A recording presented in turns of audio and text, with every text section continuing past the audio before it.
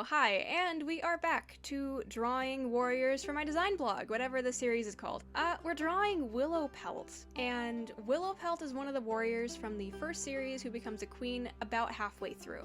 And she first appears in Chapter 8, page 89 of Into the Wild, in the patrol of cats who discover Firepaw feeding Yellowfang. She makes brief appearances after that, but doesn't do anything major until she announces that she and White Storm are mates and are expecting kits in Forest of Secrets. She gives birth in the next book, Rising Storm, to Sorreltail, Rainwhisker, and Sootfur, and stays in the nursery raising them throughout the first series. By the time the new prophecy rolls around, Willowpelt has sadly died, and it's revealed that she had been killed by a badger in between series, and this is properly shown in Firestar's quest. In the prequels, it's revealed that Patchpelt is her older brother, Redtail and Spottedleaf are her littermates, and that she has two other kits, Graystripe and Darkstripe, although their fathers have never been revealed, and hopefully it stays that way. Please, we don't need to know. Unless it's like a rogue or a kitty pet or something. That would be kind of interesting. That would be kind of fun to hear about. Either way, unfortunately, aside from the whole White Storm thing, there's not really much else I can say about her character. She never stood out to me that much. But either way, I like her. I didn't dislike reading about her in any way. If she ever got more of a character or got more elaborated on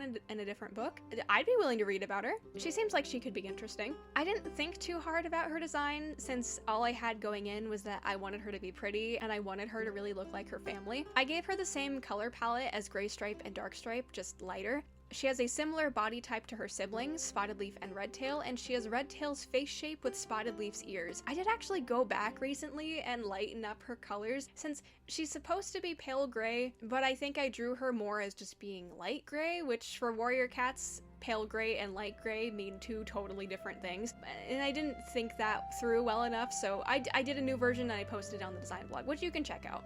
But both are still up, and I think I prefer the coloring on the original version more, which is the version that I am drawing in the video right now. But there is a lighter version posted if you would like to see that.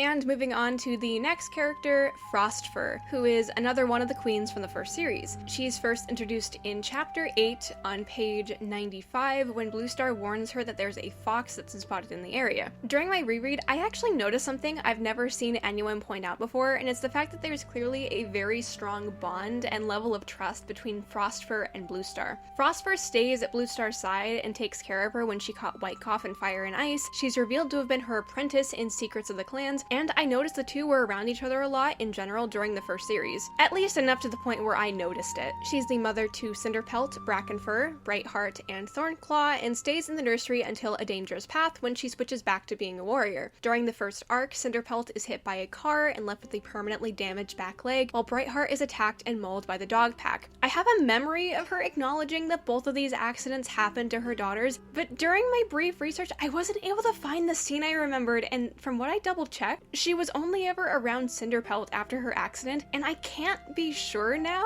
if she ever does the same for Brightheart, which is weird because I remember there being a scene where she talks to Fireheart about Brightheart and Cinderpelt having been injured, but I can't find it at all, and I don't know why that is. After the first series concludes, she's shown to be an elder in the new prophecy and stays behind with Speckletail when the clans leave to go to the lake. It's never confirmed how or when she dies, but she does go to StarClan. The father of her litter of kits is never revealed in the first arc, but it was canonized in Blackfoot's Reckoning that it was Lionheart, since he had been put on the website Family Tree as her mate prior to that. In prequel books, she's stated to be the sister of Brindleface and is also said to be the sister to Dustpelt, Ravenpaw, and Longtail. However, those three have never been explicitly confirmed in the books and have only ever been stated through the website. As for her design, I had a pretty solid idea of what I wanted her to look like, just generally really pretty and elegant looking with slightly sharper features. While designing her though, I decided to give her prominent eyelashes just because I thought of it in the moment, and after seeing how it looked, I really liked it. Though he never actually appears in the first series, since he's very, very dead, Raggedstar is named on Chapter 8, page 98, as having been the previous leader of ShadowClan who Brokenstar succeeded. Later on, it's mentioned by Greypaw that Raggedstar is actually Brokenstar's father, not just the previous leader, and that he had died 4 months before Firepaw's first gathering. Raggedstar is later described as having been noble by Yellowfang specifically, and Whitestorm states that no one knows for sure how he had died, although it's confirmed found at the end of the book that Brokenstar had murdered him in order to become leader, devastating Yellowfang. In Fire and Ice, Yellowfang admits to Fireheart that she's Brokenstar's mother and that she had fallen in love with Raggedstar and had a litter of kits with him, even if she had never intended to do so. After Forest of Secrets, Raggedstar is not mentioned again in the first arc at all, but appears in later main series books as a StarClan cat. Since then, he has made more prominent appearances and had his character fleshed out in Yellowfang's Secret, but I'll delve into his character more when we get to that book. Speaking of Yellowfang's Secret, his family is delved into more there, and he's confirmed to be the half-sibling to Dawn Cloud and Rustystar, two other first arc cats, alongside his other family members who we don't meet until the prequels. As for his design, my main goal was to make him look like a bulkier version of Brokenstar, with longer, spikier fur, plus some minor changes so that he and his son didn't have the exact same color palette, mostly with giving Brokenstar Yellowfang's nose an eye color instead of his. I also gave him a fuzzy muzzle to look like a beard because you can't stop me. If a warrior cat's character has the vibe of having a beard or a mustache, I can and will give them a beard. And finally, the last character from this batch, Brokenstar.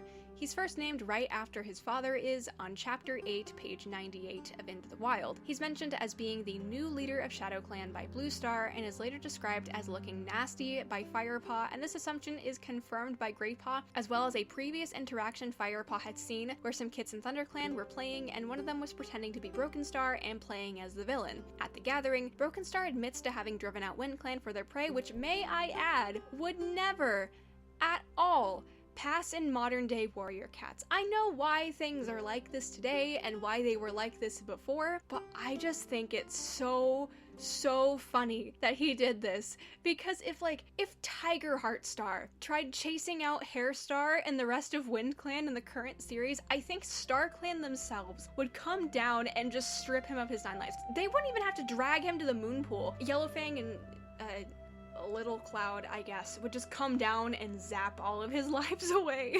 I'm getting off topic, but either way, the clans were not thrilled with WindClan's absence, but Brokenstar convinces Crookedstar to be on his side because then they could have more food, which Crookedstar goes along with for whatever reason. He also makes a vague statement about Yellowfang being a threat to kits, which makes ThunderClan race back to camp as fast as possible to make sure Yellowfang didn't steal their kits or hurt them while they were gone, but she was just minding her own business in her nest. ShadowClan later attacks ThunderClan while Bluestar, Lionheart, Tigerclaw, Greypaw, Firepaw, and Ravenpaw were absent from the camp, which results in Lionheart and, I guess, Rosetail's death. Rest in peace, Rosetail. You sure were named in Into the Wild. After that, Brokenstar has Clawface steal Frostfur's litter of kits, which ThunderClan takes back after a battle. Brokenstar is driven out of ShadowClan after revealing he had murdered his father. He becomes a rogue, tries to attack ThunderClan with his group again, but completely fails, is taken prisoner by ThunderClan, and is now blind. Oh, and he's revoked of his leader name and starts being called Brokentail, which I guess means I'll be drawing him once again when he becomes a prisoner. He's later poisoned by his mother Yellowfang at the end of Forest of Secrets, and he goes to the Dark Forest, where he is one of the main Dark Forest cats who leads the attack on the clans in Omen of the Stars, where he is later killed again by Yellowfang. As for his design, I gave him Yellowfang's body type as well as her flat muzzle, since he's described as having it in the books, but I gave him a mustache because his dad has one, so